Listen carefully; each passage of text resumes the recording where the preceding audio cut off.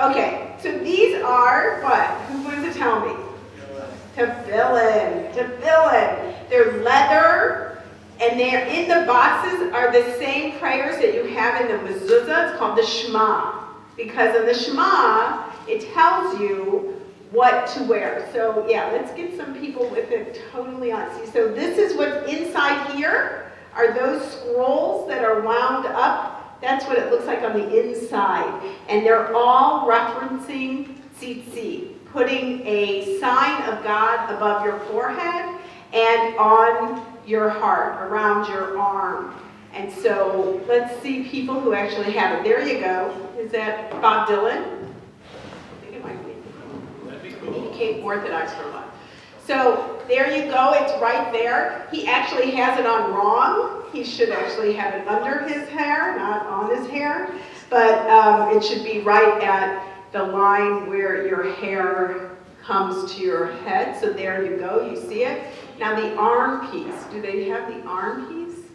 There's a soldier. There we go. Perfect. There's a soldier. And so you see it's wound around. 1, 2, 3, 4, 5, 6, 7. He did it wrong too, but that's okay.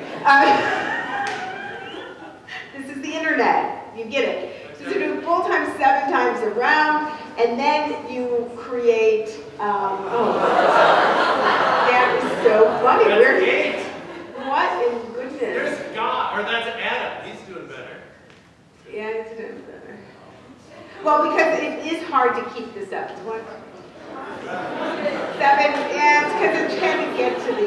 It's trying to get to his arm. That's interesting. It's supposed to be 7 times round. Oh, good. Keep that hand.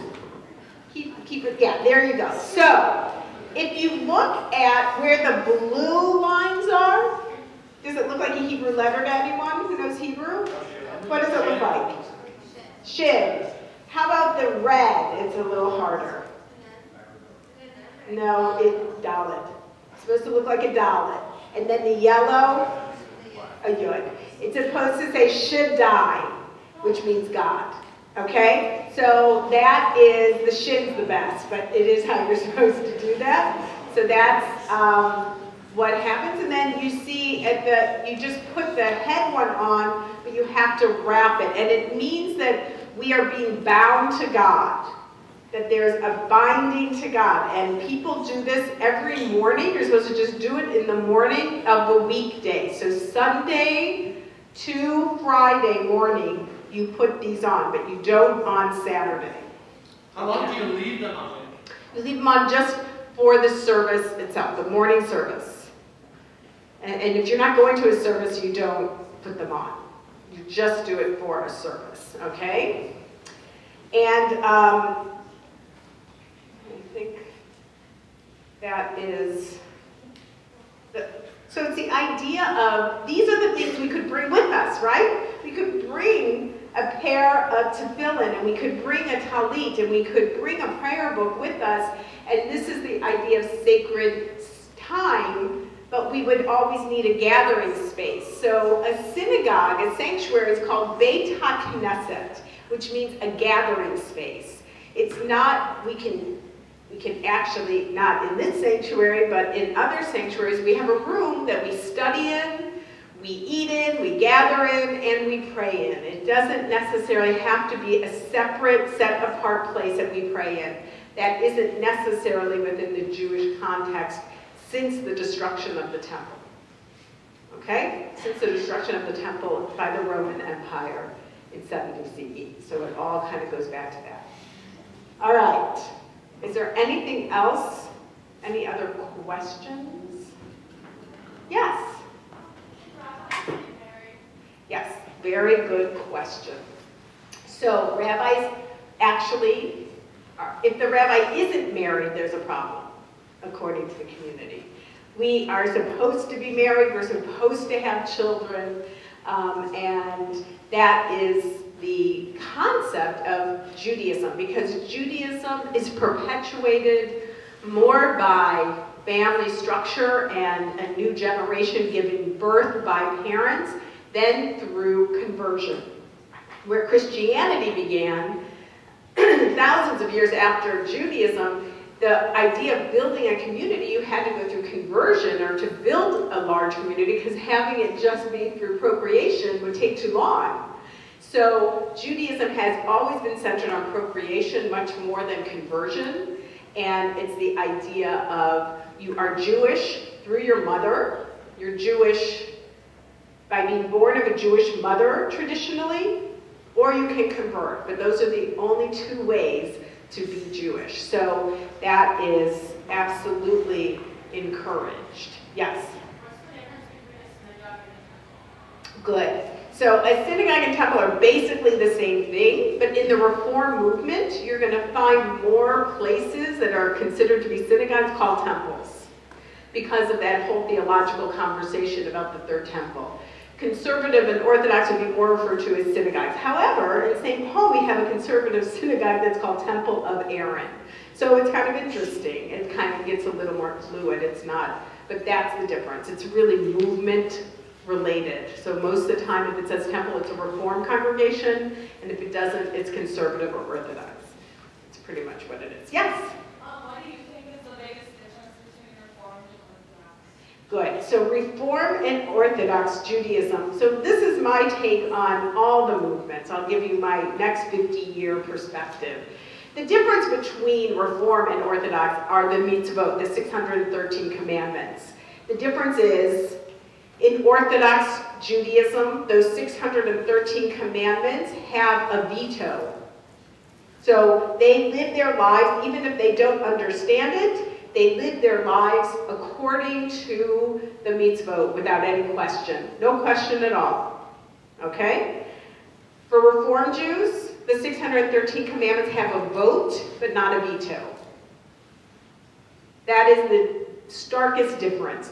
And then the conservative kind of moves in between that a little bit. So for example, what it says in Leviticus about basically gay relationships, which you can, in its basis, says it's wrong. I say, I disagree with that text. I want to reinterpret that text to be different. Orthodox Judaism would say, there's no way I can redirect it, or, I don't disagree with it. I get to disagree with it. I get to see that we know more today than we did then. They might have been understanding it differently. Maybe even the Hebrew words can be reinterpreted differently. I have lots of leeway in conversation with the text. The Orthodox community doesn't want that leeway. They also live primarily, many of them, only in a Jewish community, never coming in contact, for the most part, with anyone of a different tradition. Interfaith dialogue would not be a part of their world. However, in my world, my children went to Minneapolis schools. They go to colleges throughout this country that aren't all Jewish, except for my middle daughter, Brandeis. But other than that, my children and my family live in a neighborhood that we are probably one of 2 Jewish families. So that is, again, kind of a difference between the two. Yes?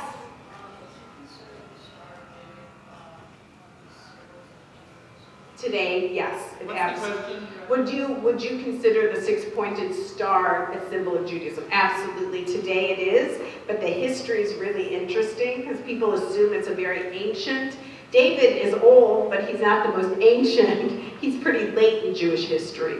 What was in the temple is ancient, and that's the 7-branch menorah. So absolutely, today the 6-pointed star is a symbol of Judaism. Yes? Absolutely, they all have the star dated somewhere. And you look at the ghetto in different places in Italy, there are Jewish stars all over, but you could look at even some non-Jewish places and there are 6-pointed stars, so it's kind of interesting to see that. Yes? Orthodox rabbis not marry a Jewish couple? Or, I mean, sorry. An interfaith couple? What? I meant to say gay couple. A what? A gay couple? No. They would never marry a gay couple. Yes, I have. Before it became legal in the state of Minnesota, Temple Israel, at least 20 years ago, said, absolutely, we will give a religious ceremony. And now, we absolutely get to do secular. You know, not the ceremony isn't secular, the ceremony is the same, actually, just we get to sign a document from the state of Minnesota. So that's pretty exciting in my view. Yes? So like in the Catholic schools, they can't have like girl with the priest and that, something like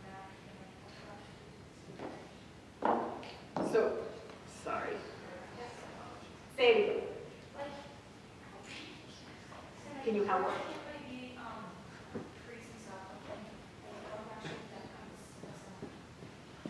That people can't be priests? Will the Orthodox ordain a woman? Oh, thank you. Thank you. Because the Catholics don't, for example. You know, what's interesting, so when you asked me about something, I was going to go into this, but now I'm going to go into it now. So in 1972, the first woman was ordained in the Reform movement, okay? In 1976, the first woman was ordained in the Reconstructionist movement, which is a movement between Reform and Conservative. In 1984, the first woman was ordained in the Conservative movement, and actually her name is Amy Eilberg and lives in town, in St. Paul. So, all the non-Orthodox movements ordained women within, you know, a 12-year span, basically. What's interesting is the Orthodox movement has been really struggling with this. The women of the Orthodox movement have been trying to get the Orthodox movement to allow them to somehow have leadership. But what's interesting is that the traditional Orthodox movement is not ordaining women, but there's an Orthodox yeshiva that's kind of a little bit of a renegade, and it just ordained its first female rabbi. They consider themselves Orthodox, and they just ordain them, but it's not sort of acknowledged or given the authenticity from the other Orthodox movement. So it's a little bit of a really powerful movement forward, but it's not like most Orthodox Jews would accept her, and it's not going to begin sort of a movement in Orthodox congregations at this point. Got time for 2 more questions. Perfect. When you were ordained, was anyone negative towards you? You know, it's a good question. So I was ordained in 1988, but I started seminary in 1982, 10 years after the first woman was ordained. And between 1972 and 1982, there were about 12 women in the aggregate of all of those years who were ordained. In the whole United States? In the whole United States. There were like 1 or 2 in each class, right? So what happened in 1982, my class, is that, which I didn't understand when I was living it, is that we were 40% women. Our class was 40% women. So we went from 1 or 2 women in each class to 40% of the class were women, and people did not know what to do. And one of the, you know, they would always get angry at us if we felt like we needed to gather as women to talk about issues that we didn't know what to do with, you know? So it's kind of an interesting question, like, what happens when we have a baby? Like, do we bring the baby to synagogue? Do we leave them at home? You know, like, what do we do when things like that happen in our lives? And so the professors were saying, you know, you're rabbis. Stop talking about being women. You're not women. You're not female rabbis. You're rabbis, which it came from a good place, but wasn't really helpful for all of us who didn't know, like, you know, the basic things of how people respond to you. So, you know, I don't feel like I've had negative. Well, I shouldn't say that. For example, I was supposed to do a bris for a family. So a baby was 8 days old, we had this bris, and we couldn't find a liberal moil to do it. So the Orthodox moil was going to do it, but he wouldn't do it with me, their rabbi. So that, you know, was sort of saying, I don't see you as anything. I've had Orthodox rabbis, however, call me Rabbi Zimmerman, who I'm good friends with, and who have been very respectful. I've had Reform congregants kind of talk about my hair and my shoes more than anything I said. And to me, that's sort of, you know, like, okay, great, good. I like clothes, I like shoes. Really not the most important things to talk to me about. When I gave a sermon, tell me you hate it, tell me you like it, but don't just talk about my shoes and my hair. So those are the kinds of